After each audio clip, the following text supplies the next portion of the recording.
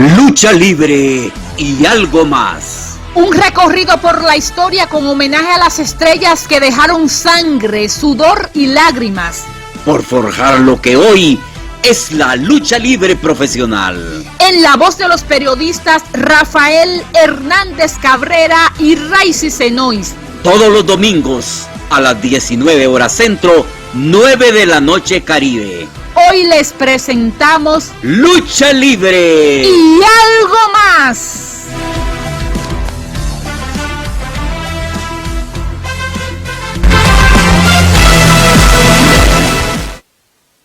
Gentiles televidentes de Lucha Libre y algo más. Pero ¿qué te parece si los dejamos con nuestra sección Los Inmortales? Los reconocimientos deben ser en vida, pero los homenajes póstumos son un grato recuerdo para la familia y el primer paso para convertirse en un inmortal. Hoy en Los Inmortales presentamos a Rayo de Jalisco. En el año de 1932 nació en el Distrito Federal Máximo Linares Moreno, precisamente el 22 de noviembre, quien acompañado de su padre no se perdía las veladas luchísticas de la Arena Roma Mérida, donde Max se emocionaba viendo a sus ídolos y soñaba que al crecer sería un luchador como ellos. Fue en el año de 1950 cuando hace realidad su sueño de pisar un cuadrilátero como protagonista en Tulancingo Hidalgo y adopta el nombre de Misterio, pero no estaba aún conforme, adoptando posteriormente el nombre de Mr. Misterio, pero tampoco estaba satisfecho y adopta el nombre de Águila Negra. Al pasar el tiempo, logra adaptarse a Rayo, pues su velocidad era similar a un rayo, y a raíz de la simpatía con los aficionados jaliscienses, adoptó el calificativo de Rayo de Jalisco, que sería el definitivo, inspirado en el personaje Sombra Vengadora, que se había popularizado en los cines. Como gladiador de estilo técnico, era admirado por su espectacularidad y sus llaves vistosas como efectivas para rendir a sus rivales.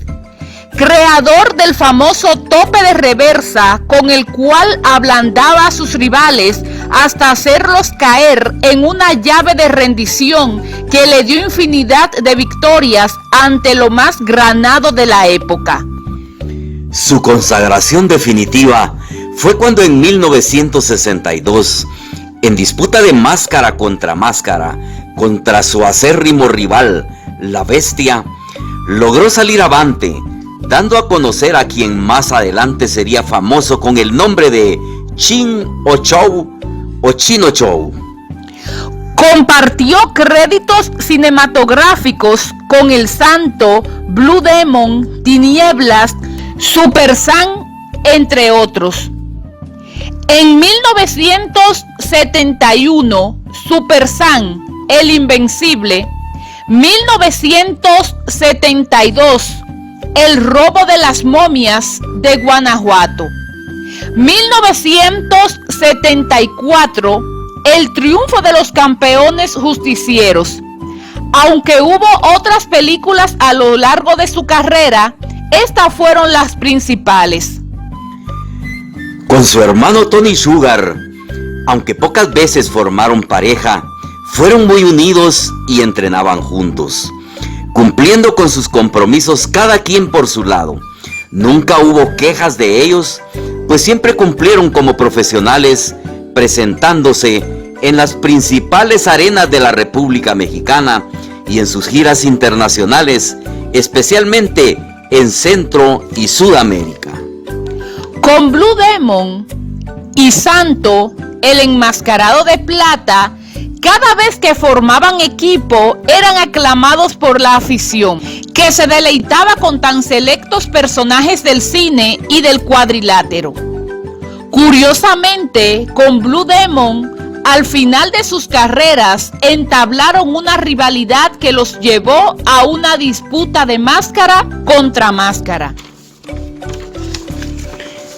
Otro de los grandes recuerdos de Rayo de Jalisco fue la rivalidad contra los hermanos Muerte, y en un sensacional relevo, acompañado de otro grande, Huracán Ramírez, en una pelea de poder a poder, lograron imponerse en la disputa, dando a conocer a Tito y a su hermano Pepe, que también son grandes exponentes de la rudeza.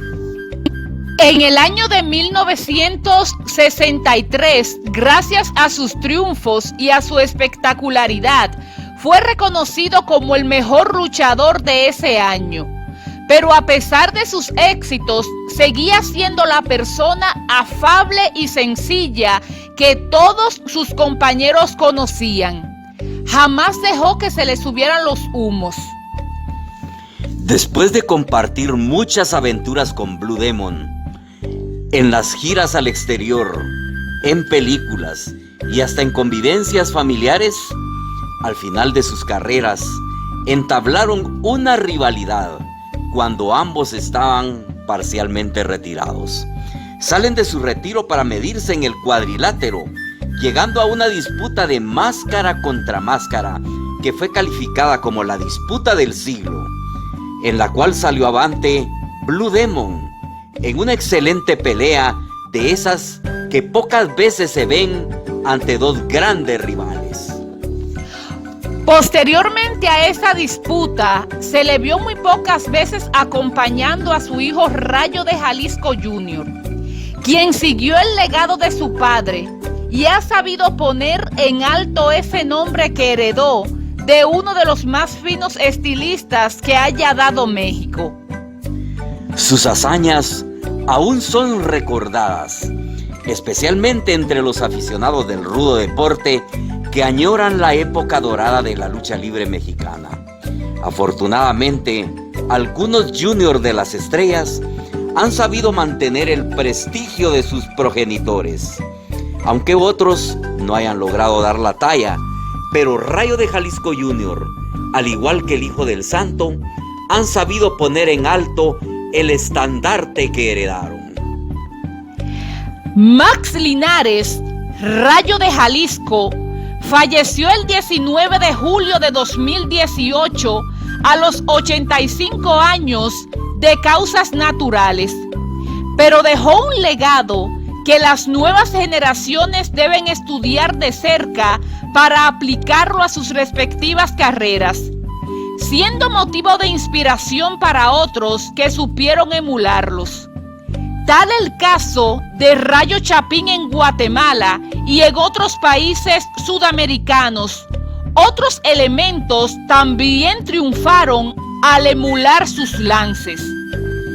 Rayo de Jalisco tuvo una vida ejemplar como ciudadano mexicano. Como deportista, dejó una escuela y un estilo aéreo espectacular, pero también efectivo. No era solo volar sin sentido. Todas sus acciones tenían un desenlace y una secuencia que acaparaba la atención del aficionado conocedor. Por eso y por mucho más, a mucha honra, el Rayo de Jalisco es otro de los inmortales.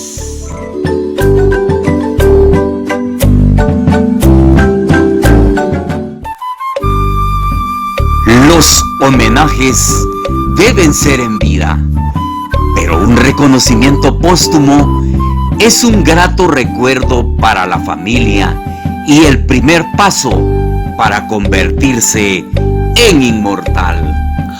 Hoy presentamos a Huracán Ramírez en Los Inmortales.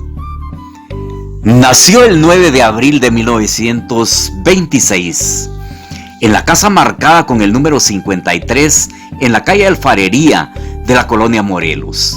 Daniel García Arteaga fue el quinto de 6 hermanos, todos luchadores. De condición atlética, durante su adolescencia se coronó campeón de patinaje sobre ruedas en repetidas ocasiones. Posteriormente, practicó con éxito el boxeo amateur, disciplina en que obtuvo el campeonato de los guantes de oro en la Arena Coliseo. A semejanza de sus hermanos mayores, practicó la lucha durante 5 años, hasta que debutó enmascarado en 1950 como el Buitre Blanco, para después continuar en 1951 como Chico García, a sugerencia de los promotores de la Arena Coliseo, pero sin máscara. Huracán Ramírez fue un personaje creado en 1952 por los hermanos Rodríguez para realizar una película donde un luchador profesional sería una especie de héroe de los oprimidos. Debido al éxito de la cinta, se decidió hacer una serie de películas con el personaje. Varios fueron los actores que dieron vida en la pantalla a Huracán, como Juan Rodríguez, David Silva y Pepito Romay. Solamente pasó un año para que el personaje llegara al ring de una arena de lucha libre, convirtiéndose en un fenómeno de taquilla. Pero esto trajo consigo el que varios gladiadores quisieran interpretarlo. Así luchadores como Eduardo Bonada, Fernando Osés, Enrique Llanes, Jan Zafón, Miguel Ángel Carta Brava y Rogelio de la Paz utilizaron la máscara. La Comisión de Box y Lucha exigió que se pusiera orden en la situación. Bonada se quedó con el personaje, pero por sentirse incómodo por ocultar su rostro, siendo un conocido galán de cine, decidió desenmascararse públicamente en Ciudad Juárez. Los dueños del personaje buscaron a un sustituto, siendo candidatos Octavio Gaona Jr., Memo Rubio y el Buitre Blanco. Este último, de nombre Daniel García Arteaga, fue la persona designada debido a sus cualidades luchísticas y aceptó el personaje a regañadientes, pues no le interesaba. Daniel García aceptó y se hizo cargo de la carrera de Huracán tanto en los encordados como en las producciones cinematográficas. Su trabajo ganó acreditación y desapareció a los falsos huracanes, labor que la Comisión de Box y Lucha apoyó, y la medida detuvo esta irregularidad. Las películas en las que Daniel García da vida a Huracán Ramírez y que sin ninguna duda forman parte de la historia de la lucha libre y de la cinematografía mexicana son 1960, El regreso de Huracán Ramírez; 1962, El misterio de Huracán Ramírez; 1965, El hijo de Huracán Ramírez; 1967, La venganza de Huracán Ramírez; 1972, Huracán Ramírez y la monjita negra; 1973, Huracán Ramírez de sangre chicana. Pronto obtuvo gran popularidad y realizó giras por Japón, Estados Unidos, el Caribe, Centroamérica y Sudamérica, incluso en Panamá, Ecuador, Venezuela, República Dominicana y Bolivia. Su estatus de estrella superaba a cualquier otra figura luchística. Justamente, Daniel se casó con una dama boliviana, Euli Fernández Calvimonte. De ese matrimonio nació su única hija, Carla. Huracán Ramírez fue el segundo mexicano, después del boxeador El Gorila Ramos, que logró reunir en 1965 4 campeonatos. Campeonato Mundial Welter, venciendo a Karloff Lagarde en Cuernavaca, Morelos. Campeonato Nacional Welter, destrozando a Rizado Ruiz en Puebla. Campeonato Nacional Welter de Colombia, arrebatado a Dimumi en Bogotá. Campeonato Medio del Norte, al derrotar a Chino Show en Ciudad Juárez, Chihuahua. Huracán también fue protagonista del primer combate entre un luchador y un boxeador. Se dice que estando en Colombia desafió al boxeador Tigre Francés. Combate que se realizó en mayo de 1963 en Bogotá, el primero de tal magnitud en toda Hispanoamérica. Huracán se encumbró al estrellato en la empresa mexicana de lucha libre, Consejo Mundial de Lucha Libre. Luego pasó a ser independiente y eventualmente luchaba para la UWA de Francisco Flores, pero solo en eventos de gran postín. Después del retiro, a Daniel García solo se le veía en eventos sociales relacionados con la lucha libre y en otros rubros. Era un coleccionista apasionado de las pipas para fumar, presumiendo tener una pipa distinta de cada país al que había visitado.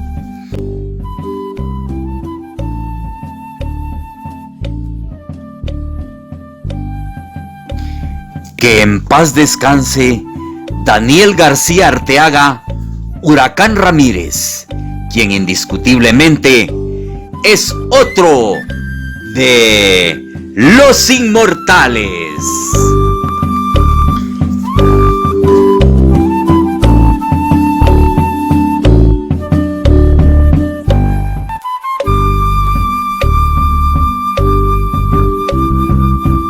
Los reconocimientos deben ser en vida, pero un homenaje póstumo es un estímulo para la familia y el primer paso para convertirse en inmortal.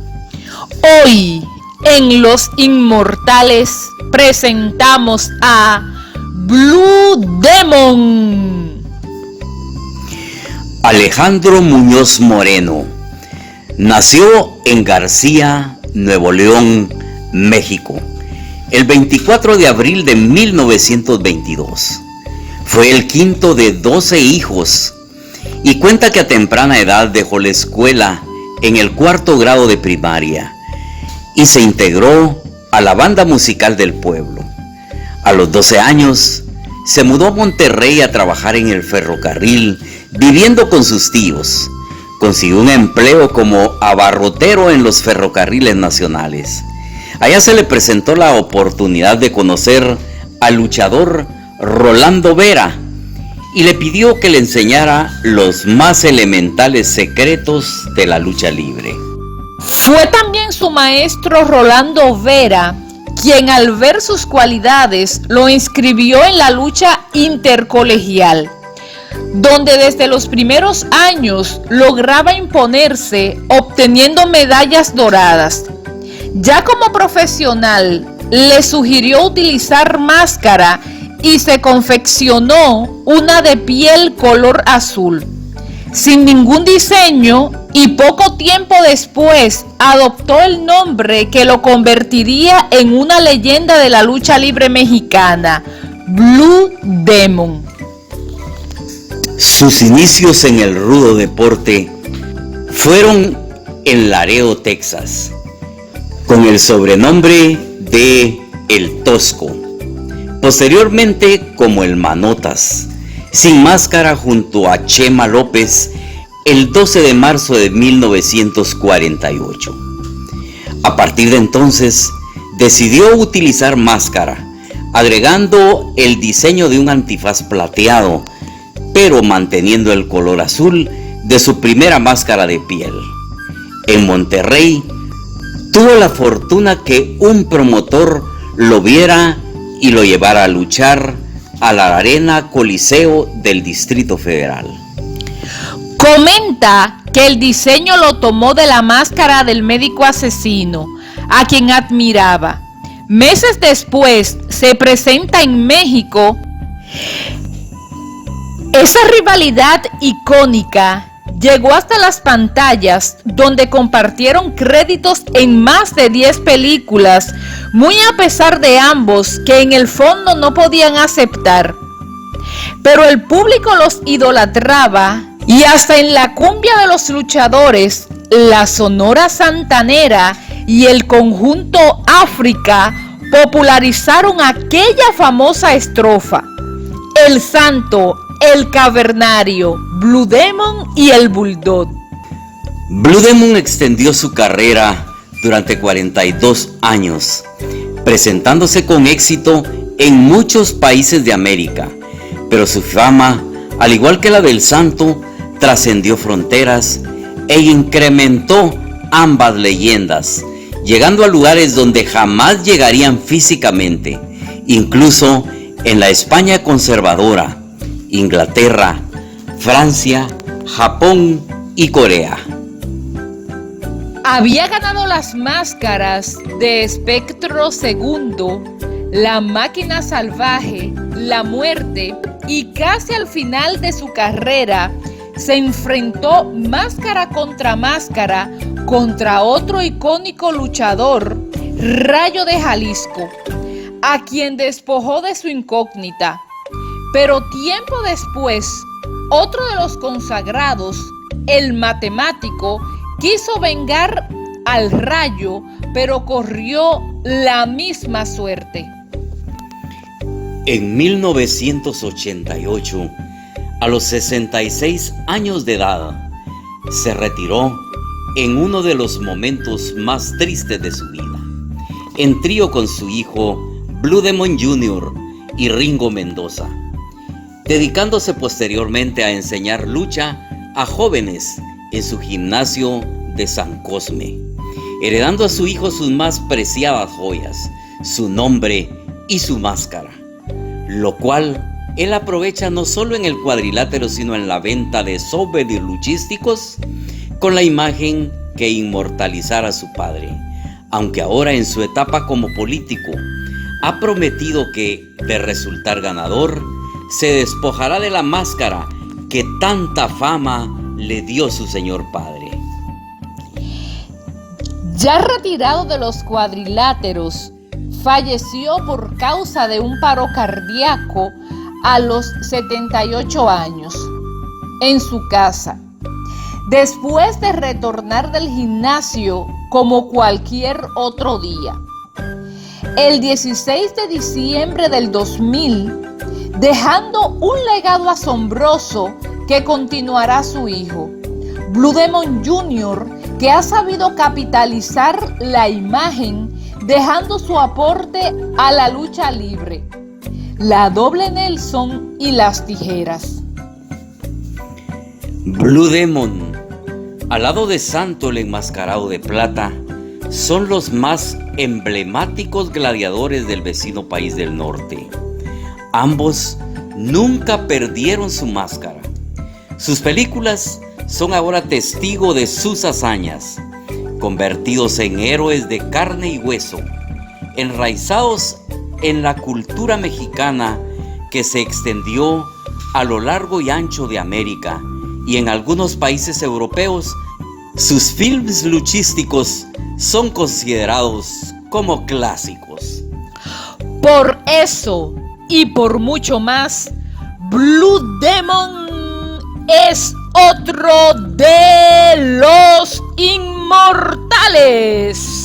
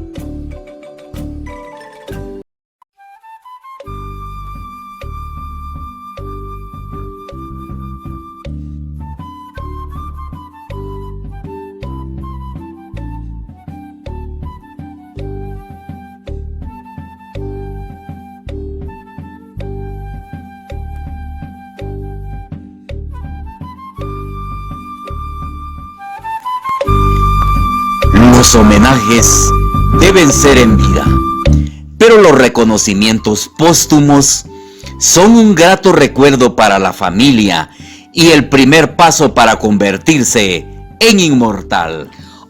Hoy, en Los Inmortales, presentamos a El Solitario. Roberto González Cruz nació en Yahualica, Jalisco, el 22 de mayo de 1946 en una familia de clase trabajadora y era el menor de 7 hijos.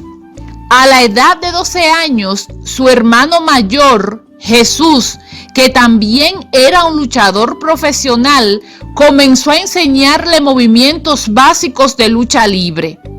En 1959, el hermano de González Cruz fue asesinado en el ring mientras luchaba como Otón Banzica. Pero en lugar de disuadirse, González Cruz se inspiró en su muerte y se dedicó a la lucha libre. Comenzó a entrenar bajo la tutela de Joe el Hermoso e hizo su debut en la lucha libre en 1960 a la edad de 14 años. En sus inicios, se rumoraba que era hijo del legendario luchador El Santo, pero luego cambió su nombre a Zika II en honor a su hermano fallecido.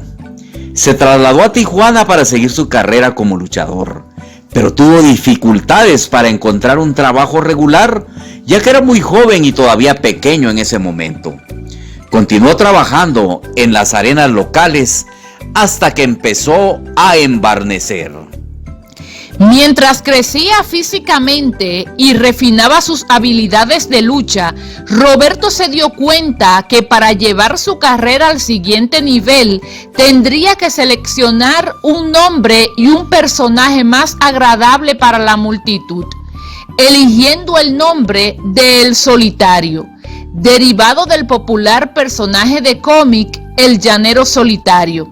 También adoptó su ahora característico traje de color dorado y negro y su máscara dorada con un fleco alrededor de los ojos que representaba la máscara del Llanero Solitario.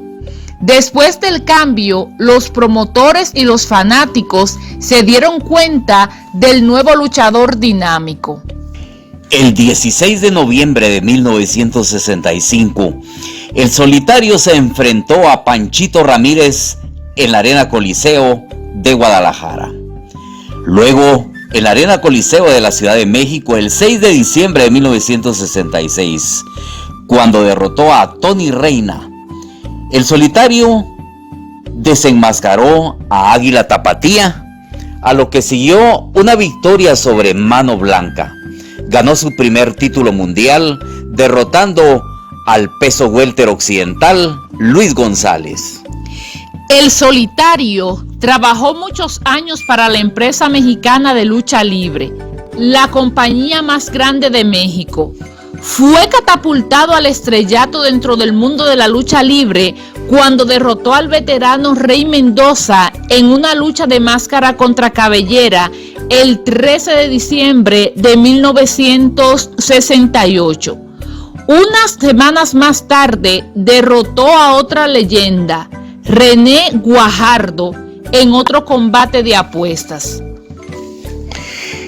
El Solitario formó trío de lucha junto al Dr. Wagner y Ángel Blanco, un grupo que era conocido como la Ola Blanca.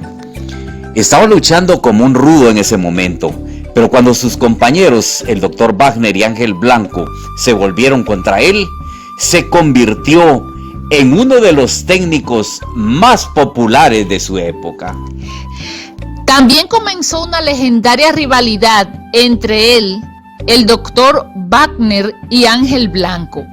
Continuó luchando como individuo durante este tiempo y en 1969 ganó el título mundial de peso medio de la NWA al derrotar al Rayo de Jalisco. En 1970, el Solitario ganó el título de peso semipesado de la NWA al derrotar a Ray Mendoza. En 1972, desenmascaró a su rival Ángel Blanco. El Solitario fue una de las primeras estrellas en dejar el Consejo Mundial de Lucha Libre para unirse a la promoción de la Universal Wrestling Association, UWA, dirigida por Francisco Flores y Ray Mendoza. Ganó el título de peso pesado junior de la UWA en 1982. También realizó giras en el Japón en el 72, 79 y 81, donde se enfrentaría a una de las grandes estrellas de primer nivel, como el Tigre Enmascarado y Tatsumi Fujinami, junto con otros luchadores mexicanos como Chavo Guerrero y Kanek. Continuó siendo una de las estrellas más populares en todo el país. A principios de la década de 1980, formó un equipo de tríos de corta duración con Aníbal y Villano III. El grupo era conocido como Los Tres Caballeros, que terminó cuando Aníbal se volvió contra el Solitario. Ganó el título NWA Junior Light Heavyweight en 1980 y 1981. En 1982 ganó el Campeonato Mundial Peso Medio de la NWA. Ese mismo año participó en la última lucha de la carrera de El Santo, cuando se unió a tres leyendas, Santo, Gori Guerrero y Huracán Ramírez, para derrotar a El Signo, Negro Navarro, El Tejano y Perro Aguayo. Quizás su mayor enfrentamiento tuvo lugar el 1 de diciembre de 1985, cuando derrotó y desenmascaró al Dr. Wagner en una lucha de máscara contra máscara. El luchador de la década con el campeonato peso medio de la NWA, Solitario llamó la atención del Dr. Wagner y Ángel Blanco, quienes conformaban a la Ola Blanca. Luego de pláticas y acuerdos, Solitario se integró al equipo para formar una de las tercias más dominantes de aquella época. Paulatinamente, el Solitario comenzó a gustar más a los aficionados y en el Toreo de Cuatro Caminos tuvo lugar una contienda contra el Perro Aguayo, a quien le ganó la cabellera. Posteriormente, la Máscara de la Bestia Roja, y realizó peleas en Japón y México frente a Tatsumi Fujinami. Y todo esto lo llevó a ser considerado el mejor luchador de la década de los 70. Con 39 años, el Solitario gozaba de una carrera exitosa. Títulos y varias apuestas ganadas lo respaldaban. Sin embargo, problemas de salud comenzaron a dañar su cuerpo de forma paulatina. El 6 de abril de aquel año, Roberto González falleció debido a una falla en sus pulmones. En una lucha contra Fishman, sufrió un duro golpe al lanzarlo contra la esquina, que le ocasionó una hemorragia en su estómago. Incluso un grupo de personas culparon a Fishman. Murió en la mesa del quirófano debido a una lesión provocada en su última lucha con Fishman.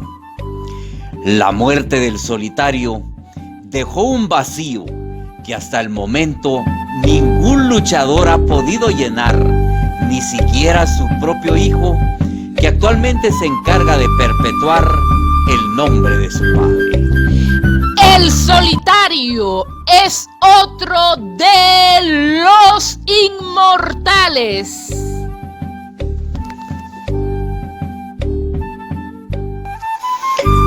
Los reconocimientos deben ser en vida, pero un homenaje póstumo es un estímulo para la familia y es el primer paso para convertirse en inmortal. Hoy en Los Inmortales presentamos a Santo, el enmascarado de plata. El Santo nació en Tulancingo, Hidalgo, el 23 de septiembre de 1917. Hijo de Josefina Huerta Márquez y Jesús Guzmán Campuzano, fue el quinto de 7 hijos. Rodolfo llegó a la Ciudad de México en los años 20, cuando su familia se asentó en el centro histórico de la ciudad, en una vecindad conocida como La Cavadonga, en la calle Belisario Domínguez. Con el sobrenombre del enmascarado de plata, es uno de los luchadores más famosos de México y el mundo, y uno de los íconos en la cultura mexicana del siglo XX. En palabras de Carlo Monsiváis, el Santo fue el rito de la pobreza, de los consuelos peleoneros dentro del gran desconsuelo que es la vida. La mezcla exacta de tragedia clásica, circo, deporte olímpico, comedia, teatro de variedad y catarsis laboral. Como luchador, peleó de 1942 a 1982, período de 4 décadas en el que nunca fue desenmascarado. Desde los años 50 en México era un héroe popular y un símbolo de la justicia para las personas, ya que su personaje trascendió el ámbito de la lucha libre y se transformó en un superhéroe al lograr un manejo muy hábil en su imagen en diversos medios masivos. Fue transformado hacia 1952 en héroe de historieta con la publicación semanal Santo, el enmascarado de plata, una aventura atómica editada por José G. Cruz y que llegó a vender miles de ejemplares semanales. Pero el Santo se convirtió en un referente mediático internacional debido a su incursión en el cine en 1958, protagonizando 52 películas, en las cuales peleó contra distintos enemigos como hombres lobo, mujeres vampiro y extraterrestres.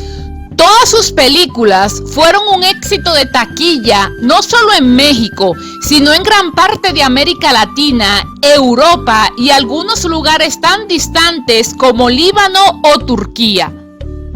El género de luchadores fue inaugurado en 1952 por otro luchador profesional enmascarado, el médico asesino, en una película cuyo título, irónicamente, fue El enmascarado de plata. Pero en 1958, cuando Santo se convirtió en personaje de cine, logró un éxito arrollador, puesto que venía precedido por el éxito logrado no solo en las historietas publicadas en 1952, sino sus peleas en los cuadriláteros. Otras figuras del cuadrilátero, como Huracán Ramírez, Blue Demon y Mil Máscaras, también incursionaron en el cine, pero nunca tuvieron la fama de Santo, a quien podemos considerar el primer gran producto mercadológico surgido de la lucha libre. Después del fallecimiento de Rodolfo Guzmán, uno de sus hijos adoptó la máscara de su progenitor, dándose a conocer como el Hijo del Santo. En sus inicios, el Santo practicó béisbol, fútbol americano, pero después se interesó en la lucha. Aprendió jiu-jitsu y luego lucha grecorromana, y algunos testimonios indican que tomó clases de pintura. Hacia 1933 o 1934, a la par que trabajaba como obrero en una fábrica textil, aprendió lucha libre al entrenarse junto a sus hermanos Miguel y Jesús en el casino de la policía de Ciudad de México. La lucha libre ya despuntaba en popularidad entre el público de la ciudad, impulsada por el empresario Salvador Luterot. Su hermano Miguel debutaría como Black Guzmán en 1934 y llegó a ser una estrella en Estados Unidos, y Jesús como el Pantera Negra.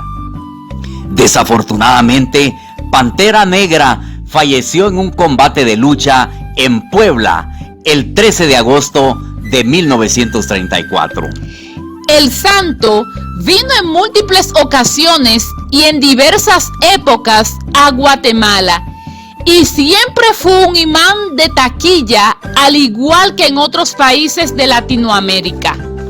En el apogeo de su carrera, Cantinflas dijo que apostaba la mitad de su fortuna a que Santo, el enmascarado de plata, era Pedro Infante. La publicidad para los tres fue un reguero de pólvora. Al morir Pedro Infante se creó el mito de que no había muerto en el accidente aéreo, pero las quemaduras del rostro le obligaban a usar máscara. Hoy, cuando los tres ya partieron a las regiones siderales, se ve que todo fue un ardid publicitario muy bien manejado. Pero durante la segunda mitad de la década de 1930 se estableció como un luchador usando los nombres de Rudy Guzmán, el Hombre Rojo, el Enmascarado, el Incógnito, el Demonio Negro, el Murciélago Enmascarado II. Este último nombre fue una copia de otro famoso luchador de esa época. Y después de un reclamo por el nombre por parte del murciélago original, Jesús Velázquez, la Comisión Mexicana de Boxeo y de Lucha declaró en 1938 que Guzmán no podría utilizar ese nombre. En los inicios de 1940, Guzmán se casó con María de los Ángeles Rodríguez Montaño, Maruca, una unión que procreó un hijo que lo llamaron Marco López Villa, quien se inició como luchador al igual que su padre. En 1942, su entrenador, Jesús Lomelí, estaba armando un nuevo equipo de luchadores, todos con vestimentas plateadas, y quería que Rodolfo fuera parte de este equipo. Él le sugirió 3 nombres: el Santo, el Diablo o el Ángel, y Rodolfo eligió el primero. El 26 de abril luchó en la Arena México por primera vez como el Santo. En sus inicios el Santo combatía en el bando de los rudos, lo cual no le favorecía para obtener el apoyo del público, ya que en esa época la gente apoyaba en mayor medida a los técnicos. Posteriormente se cambió al bando de los técnicos bajo el nuevo nombre. Rápidamente desarrolló su estilo propio y su agilidad y versatilidad lo hicieron muy popular. También cabe mencionar que como parte de su entrenamiento a mediados de la década de 1950, comenzó a entrenarse en la Arena Coliseo de Guadalajara, Jalisco, en el plantel de Cuauhtémoc el Diablo Velasco, fundador de la primera escuela de lucha libre profesional, con quien pulió su estilo y forma de luchar. A partir de 1952, el artista y editor José Guadalupe Cruz comenzó a publicar la historieta Santo, el Enmascarado de Plata, convirtiéndolo en el primer personaje luchador de la historia mexicana, cosa que también hicieron Black Shadow, Huracán Ramírez, El Solitario y Tinieblas, usando la misma técnica creada por José G. Cruz, color sepia y fotomontaje en fondos dibujados. La historieta se publicó hasta los años 80. En los primeros años era el propio luchador quien posaba para las fotos de la historieta. Para finales de los años 50, Fernando Bocés, luchador y actor, invitó a Guzmán a trabajar en películas, propuesta que de inmediato aceptó, compaginando ambas actividades. Fernando Cés y Enrique Zambrano escribieron libretos para las 2 primeras películas de Santo: Santo contra el Cerebro del Mal y Santo contra Los Hombres Infernales, ambas estrenadas en 1958 y dirigidas por Joselito Rodríguez. La filmación se llevó a cabo en Cuba y el rodaje terminó un día antes que Fidel Castro entrara en La Habana y declarara la victoria de la Revolución Cubana. Aun cuando ambas películas tenían un bajo presupuesto y fueron altamente improvisadas, tuvieron gran aceptación por parte del pueblo mexicano y se convirtieron rápidamente en éxitos de taquilla, abriendo camino para más películas de Santo.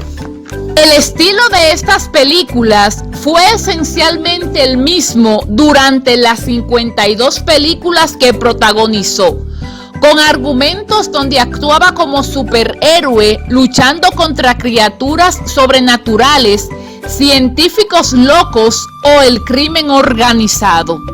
Esto fue un enorme éxito en taquilla y se exportó a muchos países. En ciertos círculos de Europa, las películas del Santo fueron consideradas verdaderas joyas de un supuesto cine surrealista mexicano. Santo jamás perdió su máscara plateada en combate y se creó el mito que nunca se quitaba su máscara. Se retiró de los encordados en 1982.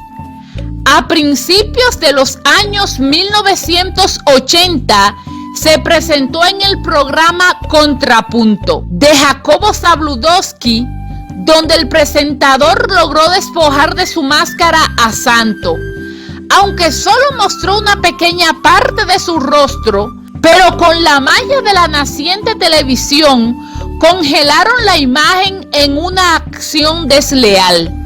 El 5 de febrero de 1984 murió de un infarto de miocardio después de una actuación en el Teatro Blanquita. Este no era su primer infarto, ya que algunos años antes había sufrido uno mientras se desarrollaba una lucha contra los misioneros de la muerte, el Signo, el Negro Navarro y el Tejano. Al día siguiente, fue sepultado en Mausoleos del Ángel ante 10,000 personas que fueron a despedirlo. Y otra gran cantidad salían a su paso en el recorrido. Su sepelio solo es comparable con el de sus entrañables amigos Pedro Infante y Cantinflas. Su hijo se ha encargado de perpetuar su memoria y continuar su carrera sobre los encordados. Aunque no tuvo el éxito de su padre en la industria del celuloide, y ya se menciona una tercera generación para la famosa Máscara de Plata. Santo, el enmascarado de plata, es el más grande luchador profesional de la historia. Santo, el enmascarado de plata, siempre tendrá un lugar especial entre los inmortales. Bueno, tenemos que seguir platicando de la época de oro, pero eso va a ser la próxima semana, porque esto es todo por hoy y tenemos que decirles, como siempre, hasta la próxima. Sintonícenos todos los miércoles a las 18 horas centro, 8 de la noche Caribe, y los domingos a las 19 horas centro, 9 de la noche Caribe, por Telemaya, canal 34 de la red Sistecom, cada vez con mayor cobertura, y por la web www.telemaya.com. Y será hasta la próxima entrega, por supuesto, si el Dios Todopoderoso y usted nos lo permiten. Bye bye. Hasta la próxima. Esto fue Lucha Libre y algo más. Lo invitamos a sintonizarnos la próxima semana por este mismo canal a la misma hora, con las estrellas de las diferentes épocas que escribieron su nombre con letras de oro. En la voz de los periodistas Rafael Hernández Cabrera y Raicy Senois. Nos vemos la próxima semana para que usted sea testigo de la historia.